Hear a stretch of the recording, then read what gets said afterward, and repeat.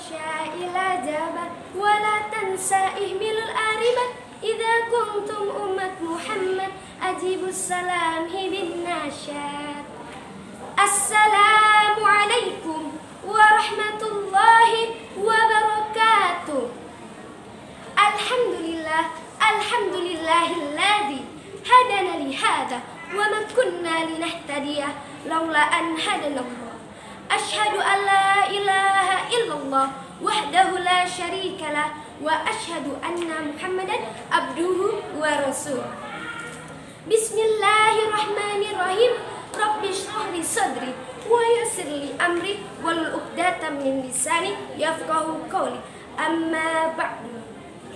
Pertama-tama dan yang paling utama, marilah kita panjatkan puji serta syukur kehadirat Allah Subhanahu wa taala, yang mana Allah Subhanahu wa taala telah memberikan banyak nikmat kepada kita semuanya.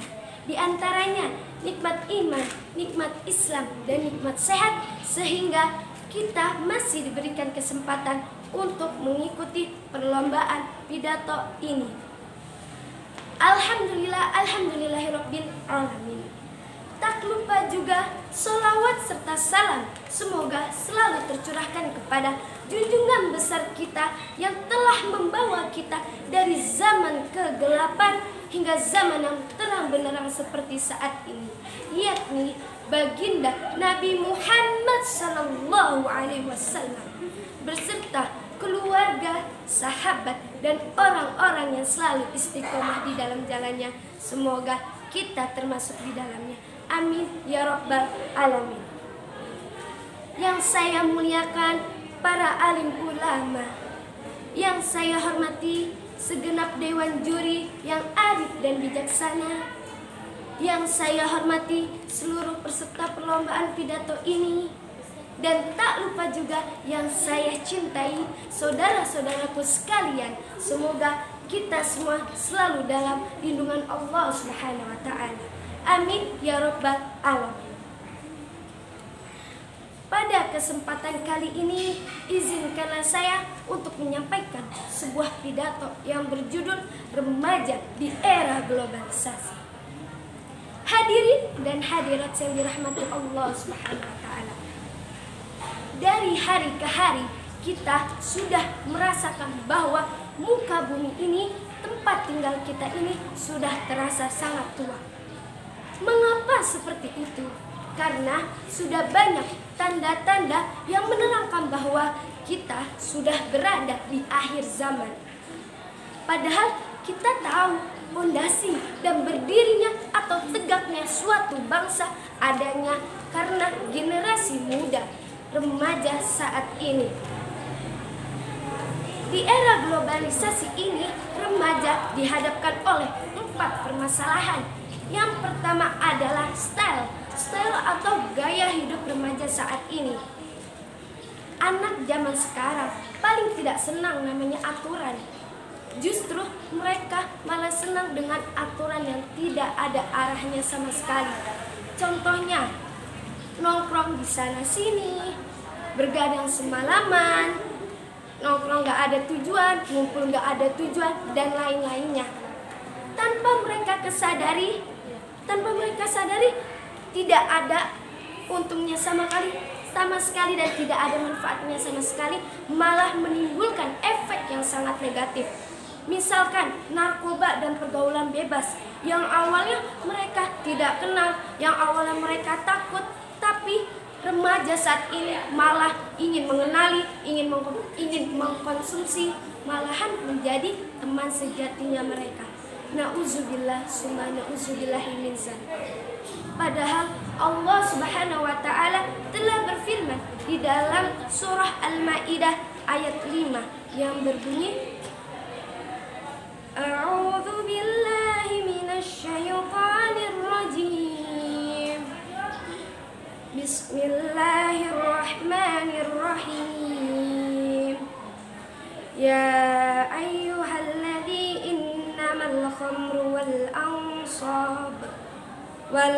ansabu wal azlamu rijsun min amalin syaitan min amali syaitani fajtanibu la'allakum tuflihun.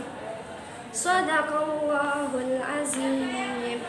Yang artinya, hai orang-orang yang beriman, sesungguhnya minum khamar, bernarkoba dan berkurban atau mengadu nasib kepada anak panah adalah perbuatan yang keji, perbuatan setan.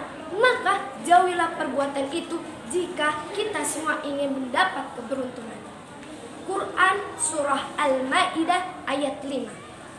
Jadi ayat di atas menerangkan bahwa Allah Subhanahu wa Ta'ala melarang kita untuk minum minuman keras, untuk berjudi, dan untuk mengadu nasib kepada anak panah, karena itu adalah perbuatan setan atau perbuatan keji.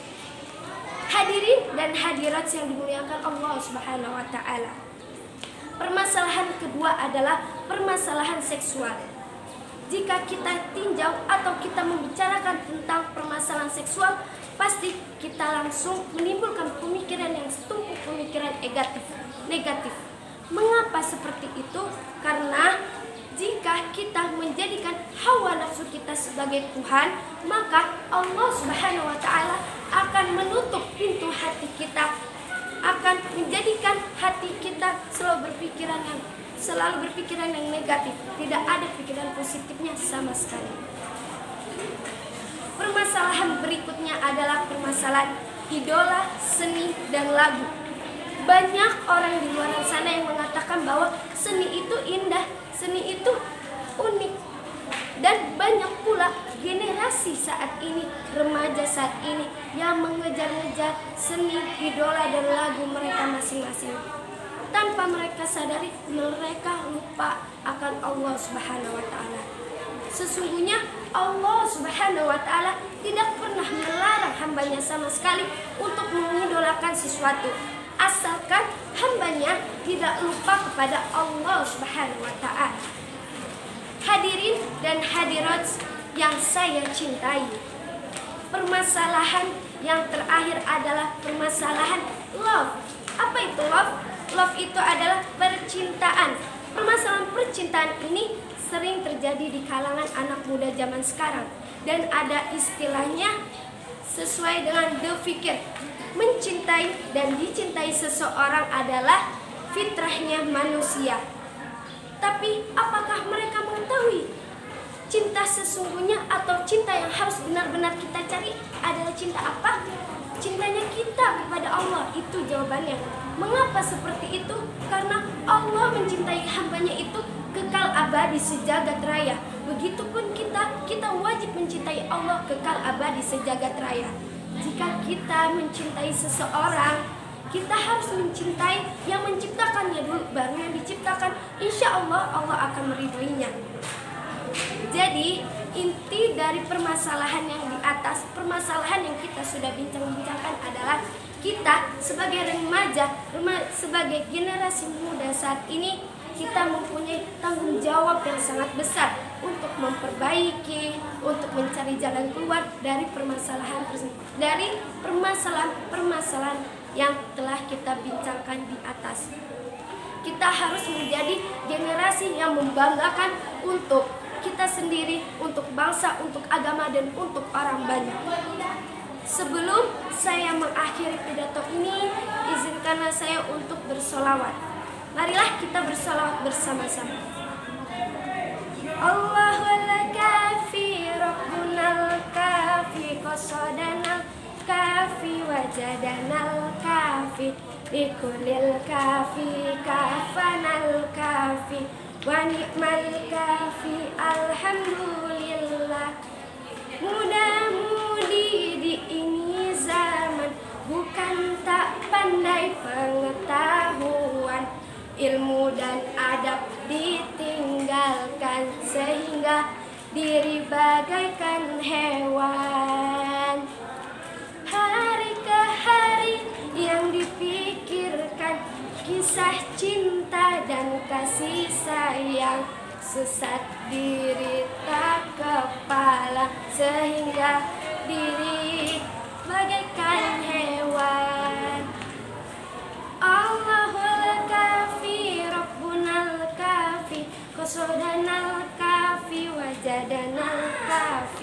Iqulil kafi kafanal kafi wa ni'mal kafi alhamdulillah. Cukup sudah nasihat ini untuk orang yang punya hati. Jika ingin selamat diri, dekat Allah dan juga Nabi. Kalau ada sumur di ladang, boleh saya menumpang mandi.